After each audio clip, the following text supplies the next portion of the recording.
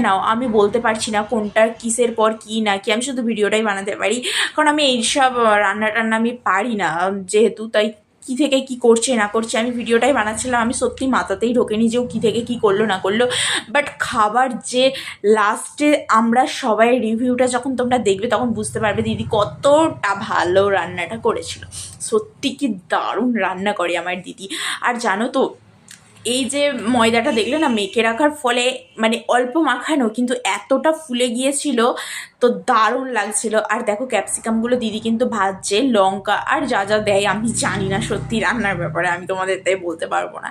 আমি মনে করি ভুল বলার থেকে কিছু না বলা অনেক ভালো, কারণ তোমরা যেটাতে স্যাটিসফাইড নয়, যেটাতে তুমি সাহায্য পাবে না তোমরা, সেটা শুধু আমি কেন বলে আমার কি লাভ, তাই না?